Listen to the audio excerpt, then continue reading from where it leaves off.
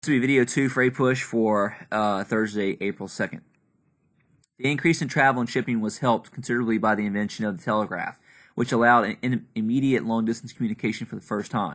The telegraph was like a primitive telephone, except that people communicated in Morse code rather than by speaking to one another. Americans quickly understood the benefits of telegraphic communications, and widespread use followed its invention almost immediately. Transatlantic telegraph cables, however, would not be successfully laid until 1866, after the Civil War. Developments in transportation and communication during the first half of the 19th century revolutionized American commerce and culture, but favored the North, East, and West, today known as the Midwest. Products and people and ideas traveled much faster in 1850 than they had in 1800. Farming.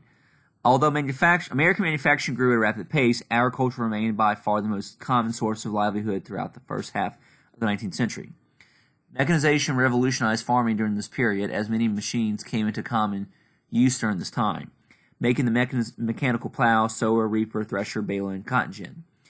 The growth of the market economy also changed farming. In 1820, about one-third of all food grown in the United States went to market. The rest was kept for personal consumption. By 1860, that fraction had doubled. Farming continued in the Northeast, but not without difficulties. The region's rocky, hilly terrain was unsuitable to many of the machines that were making farming on the plains easier and cheaper. Furthermore, much of the farmland in the region had been overfarmed, and as a result, the quality of soil had grown poor. Unable to compete with Midwestern grain farmers, some New England farmers quit cultivating grain and started raising livestock and growing fruits and vegetables. Others quit farming entirely and headed to the cities to take manufacturing jobs. As mentioned above, the Midwest became America's chief source of grains, such as wheat and corn. Midwestern farmers, much larger than New England farms, were also much more adaptable to new technology that allowed farmers to nearly double production. Banks sprang up to lend the farmers the capital necessary to buy modern equipment, and the trade routes created by rail and ship provided access to markets these farmers needed to sell their crops in order to pay off their loans. The system worked well, except during the various financial crises of the first half of the century. The panics of 1819 and 1837 resulted in bank foreclosures on mortgages and other business loans, not just in the Midwest, but also all across the country. Not surprisingly, many people were thrown into poverty. In the South, plantations focused primarily on cotton, especially in the Deep South. Tobacco continued to be part of a major cash crop of the Upper South. The majority of the Southerners owned small farms and did not own slaves. In 1860, approximately one-quarter of white Southern families owned slaves, but about 75% of whites in the South never owned slaves. All right, westward expansion in this time period. The Louisiana Purchase removed one major obstacle to the U.S. Western settlement, and the resolution of the War of 1812 removed another by depriving Native Americans of a powerful ally in Great Britain. By 1820, the United States had settled the region east of the Mississippi and was quickly expanding west. Americans began to believe that they had a God-given right to the Western territories, an idea that came to be known as America's Manifest Destiny. Some took the idea of Manifest Destiny to the logical conclusion and argued that Canada, Mexico, and even all the land in the Americas eventually would be annexed by the United States. Western settlement was dangerous. The terrain and climate could be cold and unforgiving, and these settlers from the east were moving into areas that rightfully belonged to Native Americans and Mexicans, none of whom were about to see their homes without a fight. Texas represents a good case in point. When Mexico declared its independence from Spain in 1821, the new country included what is now Texas and much of the Southwest, including California. The Mexican government established liberal land policies to entice settlers, and tens of thousands of Americans, many of them cattle ranchers, flooded the region. In return for land, the settlers were supposed to become Mexican citizens, but they really did. Instead, they ignored Mexican law, including and especially the one prohibiting slavery. When Mexico attempted to regain control of the area, the settlers rebelled and declared independence from Mexico. It was during this period in the famous Battle of the Alamo was fought in 1836. For a while, Texas was an independent country called the Republic of Texas. The existence of slavery in the area guaranteed a congressional battle over statehood, and Texas was not admitted to the Union until 1845. Farther west and north, settlers were also pouring into the Oregon Territory. During the early 1840s, thousands of settlers traveled to Willamette Valley, braving a 6-month journey on the Oregon Trail. Again, the Americans were not the first ones in. Not only was there a large Native American population, but the British were also there, claiming the territory for Canada.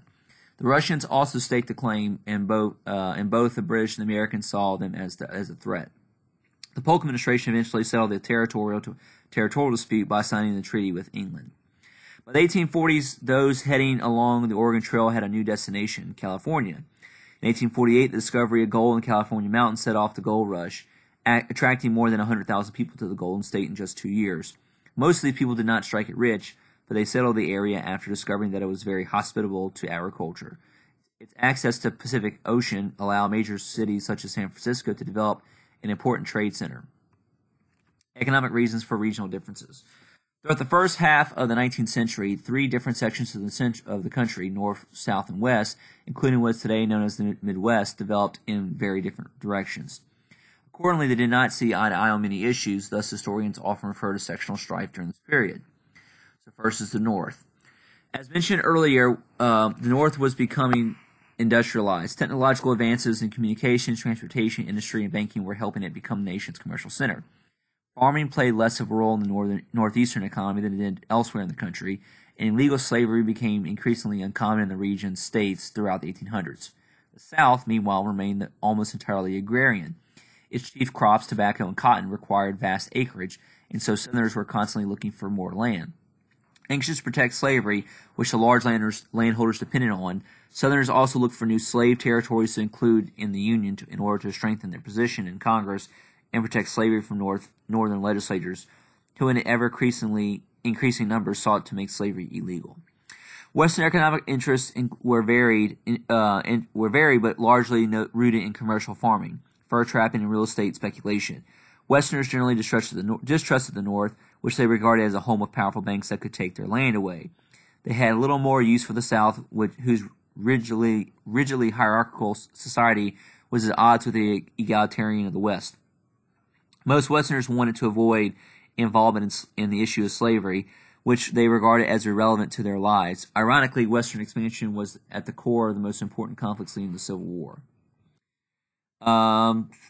They have something here about know your regional trends.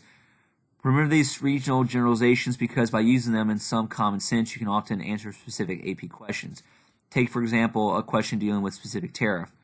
Even if you do not remember the details of the tariff, and chances you will not, you should remember that the North, as commercial and manufacturing center, would probably support it because the tariff makes imports more expensive and therefore reduces competition with American goods.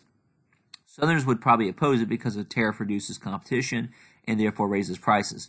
Also, tariffs helped the North, and Southerners did not like the North. Likewise, as the 19th century turned to the 20th, Republicans tended to support a high tariff and Democrats a lower one. So pay attention to those who's in office, like McKinley, Teddy Roosevelt, Wilson. Okay. Social history. We'll have to probably cut this in half from between today and tomorrow. Again, this is social history from 1800 to 1860.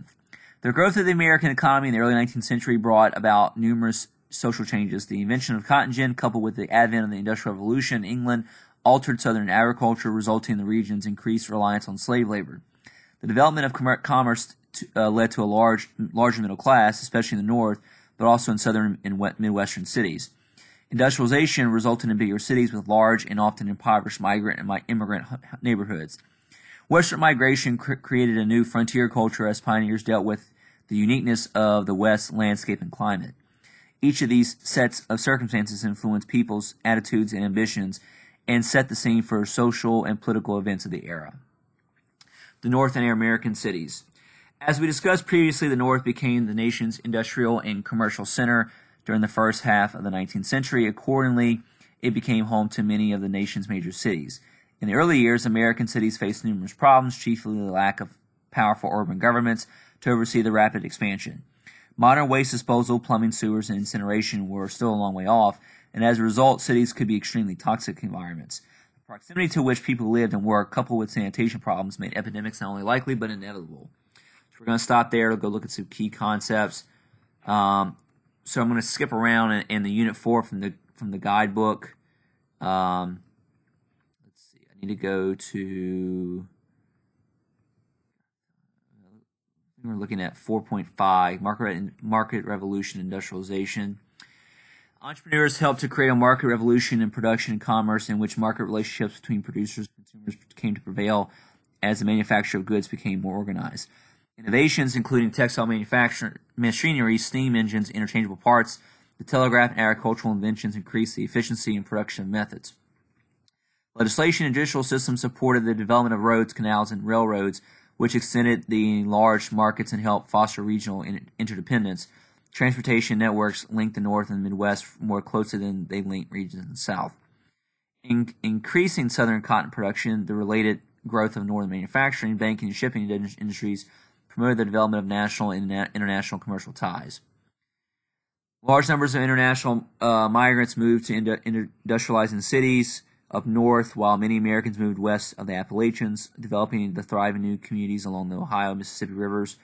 The growth of manufacturing drove a significant increase in prosperity and standards of living for some. This led to the emergence of a larger middle class and a small but wealthy business elite, but also to a large growing population of laboring poor. Increasing numbers of Americans, especially women and men working in factories, no longer relied on semi-subsistence agriculture. Instead, they supported themselves, producing goods for distant markets. Gender and family roles changed in response to the market revolution, particularly with growth of definitions of domestic ideals that emphasize separation of public and private spheres. Expanding democracy. The nation's transition to a more participatory democracy was achieved by expanding suffrage from a system based on property ownership to one based on voting by all adult white men. It was accompanied by the growth of political parties. We already covered Jackson and federal power. Yeah, that's pretty much it for today. So we'll stop there.